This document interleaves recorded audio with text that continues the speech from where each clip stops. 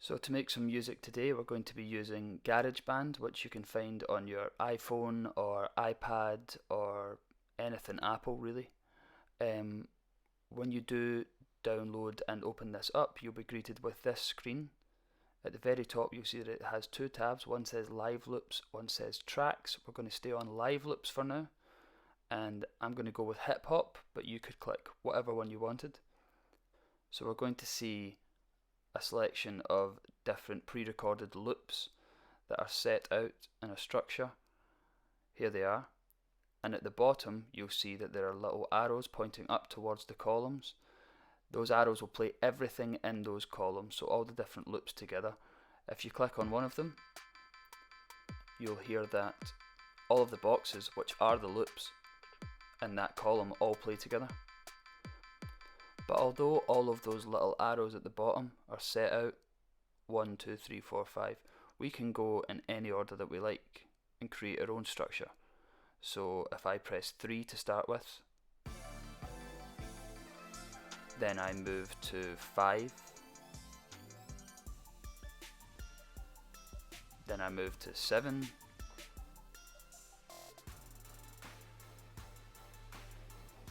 we can create a new structure to the song. Then I'll just go to the 9th one, why not? And you can do this in any order that you like, but what makes it really interesting is when we start to make that music our own, and those loops our own.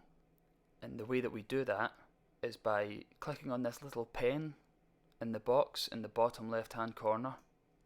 Once you click on that, you'll see that everything goes a bit blue. That's how you know that you're in the edit mode. So if you click on any square and then go to delete and then click again and go to loops, what you're doing is you're replacing that loop with a new one of your choice. So you can go through any of these, try a couple out, whatever you think sounds good. The joy of this is that Garageband makes sure that all of these loops are in the same key as the track that you're working on. So everything sounds relatively good. It's up to you to make the best decision for your piece of music. So now that's in, I'm done with this loop menu, so I just click the loop icon again. I'm going to do the exact same with something else, so click, delete, click and go to loops.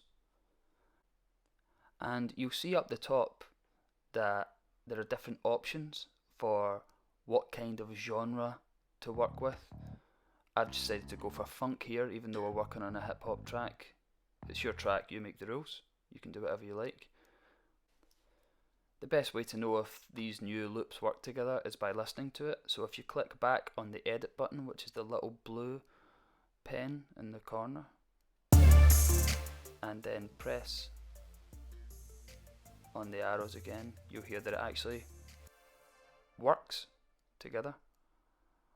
Of course, when you'd like to stop the track, just press the little stop button up the top, and that's pretty much the essentials of what you need to know to get started with live loops.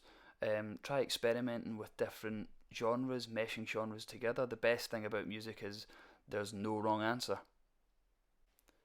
Back at the home screen, and this time instead of live loops you're going to click tracks, which will take you through a scrolling menu of all the different virtual instruments that you can play.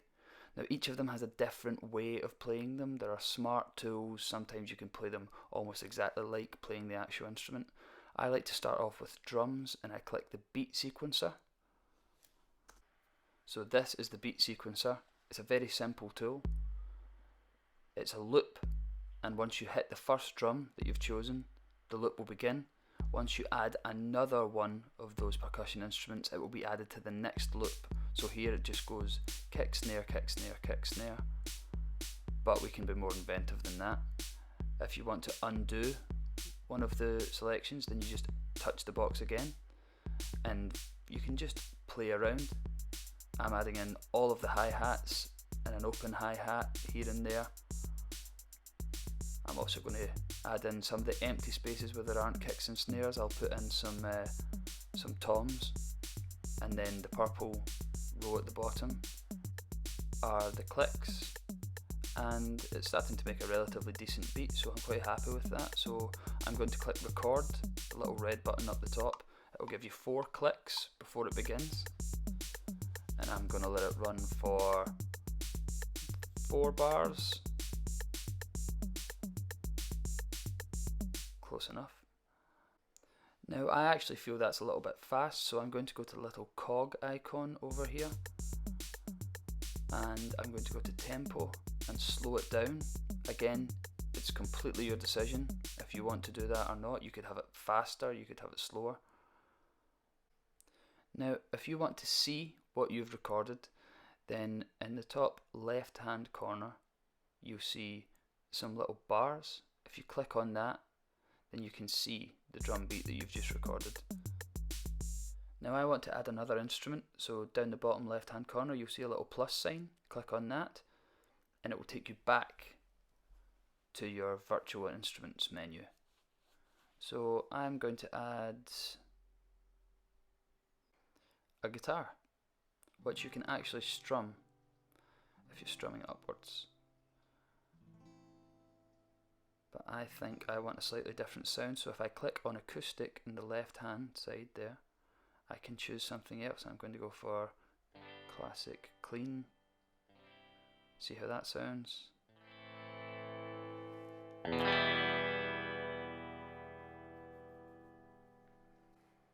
Okay, I think I'm ready to record that, so click record again. 2, 3, 4.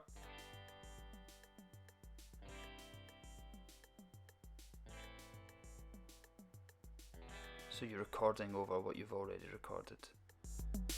Now, to save me having to record that twice, I'm going to go back to that main screen. And if I click on the guitar track itself, I can drag the end in, click on it, and loop it so that it lasts twice as long.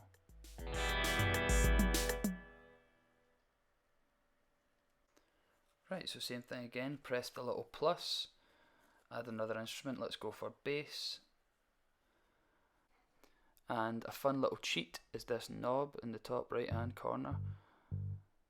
Will give you different rhythms to play, basically making it easier and saving you some time. So I'm going to record that over the drums and the guitar.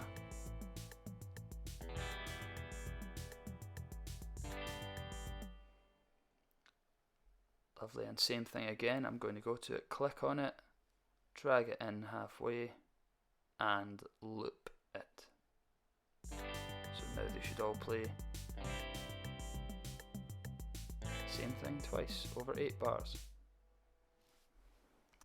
So I'm only going to add one more thing here, and that's a little bit of piano. So I'm going to click Smart Piano. Once again, I'm going to use our little cheat of putting the autoplay on, that little knob in the middle there. And I'm going to change the sound of the grand piano by clicking on grand piano. I'm going to make it a heavy metal organ. Again, the world is your oyster, you can do whatever you like. And that autoplay is just making that a little bit more exciting.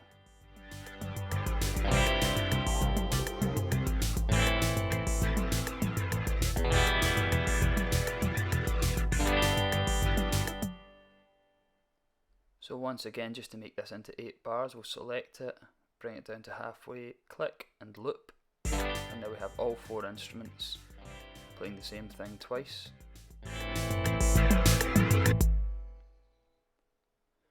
Now we can also drag out the little sidebar, and you can mute each track or solo them, which is the little headphone icon. We can also adjust the volume here. The organ's a little bit loud, so I'll bring it down a little bit. And if we click on the 3 little faders right next to the button FX, the one that's highlighted now, you can see that we've got some extra things that we can do. We can pan it, which means that it would only come out one side of your headphones or one side of your speakers, left or right. So I'm going to do that with the organ and the guitar.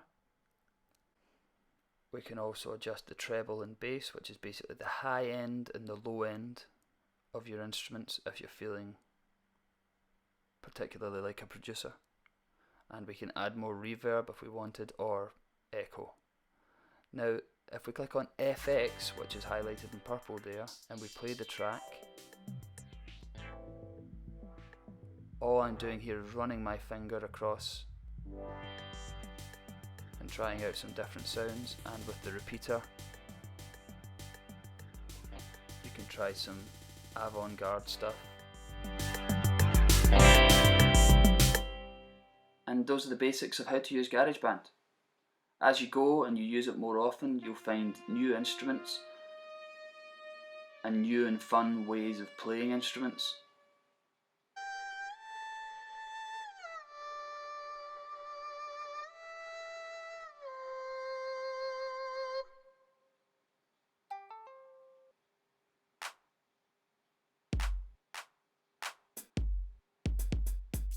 You can even create soundscapes on the Alchemy synthesizer, and just stay creative